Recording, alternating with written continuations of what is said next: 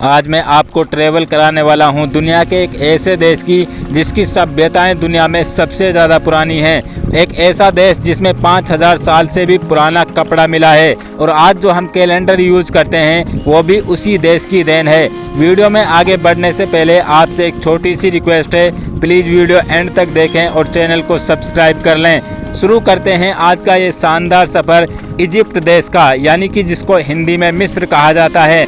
इस देश का ऑफिशियल नाम है अरब रिपब्लिक ऑफ इजिप्ट। देश की कुल आबादी 10 करोड़ व्यक्ति है। इसके 53% लोग इसके ग्रामीण क्षेत्रों में रहते हैं, जबकि 47% लोग यहाँ के शहरी क्षेत्रों में निवास करते हैं। इजिप्ट देश की कुल आबादी में 90% लोग सुन्नी मुसलमान हैं, जबकि 10% यहाँ पर ईसाई लोग रहते हैं। इस देश का अधिकतर भूभाग अफ्रीका महाद्वीप में आता है और इसका कुछ हिस्सा एशिया महाद्वीप में भी शामिल है। इजिप्ट देश की राजधानी है कायरो, जो दुनिया के बड़े शहरों में शुमार किया जाता है और अफ्रीका महाद्वीप में ये सबसे बड़ा शहर है। दोस्तों, आपने नील नदी का नाम तो जरूर सुना होगा। वो नील नदी भी इस देश में से होकर गुजरती है। दोस्तों, कायरो शहर ही मिस्र का ऐतिहासिक, राजनीतिक और ऐतिहासिक केंद्र भी है। दोस्तों, अगर आप कभी इस देश में घूमने जाओ तो कायरो शहर में एक मस्जिद है सैयदना अल हुसैन, वो मस्जिद आप जरूर घूमना।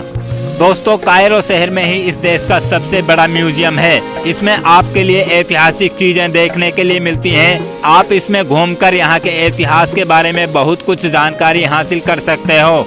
जी हाँ दोस्तों, इस देश के लोगों की एक और ख़ास बात है, यहाँ के लोग सोशल मीडिया प्लेटफॉर्म बहुत बड़ी संख्या में इस्तेमाल करते हैं और आज के समय में भी यहाँ पर 5 मिलियन से अधिक लोग फेसबुक यूज करते हैं।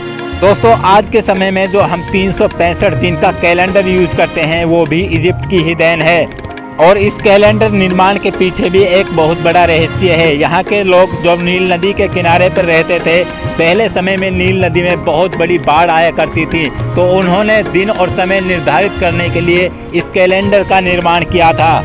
दोस्तों, इजिप्ट में 2 ही मौसम होते हैं। अप्रैल से लेकर अक्टूबर तक यहाँ पर गर्मी होती है और नवंबर से मार्च तक सर्दियाँ होती हैं। दोस्तों, आज के समय में जो शादी में अंगूठी पहनाई जाती है वो भी इसी देश की देन है। पुराने समय में यहाँ के लोग एक दूसरे व्यक्ति के लिए अंगूठी इसलिए पहनाया करते थे ताकि वो एक दूसरे को याद रहें, लेकिन बाद में यही परंपरा यहाँ पर शादियों में अपनाई जाने लगी।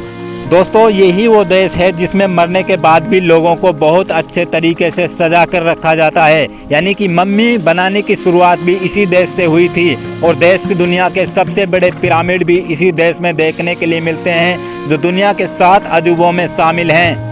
दोस्तों, पुराने समय में यहाँ पर एक भयावह चीज़ थी। अगर कोई राजा मर जाता था तो उसके नौकर भी उसके साथ जिंदा दफन कर दिए जाते थे। पहले उसके नौकर को कोई चीज़ उसके सर पे मारकर बेहोश किया जाता था, उसके बाद में राजा के साथ दफन कर दिया जाता था। यहाँ के लोगों का मानना था कि मरने के बाद भी ये राजा की सेवा करते रहेंगे।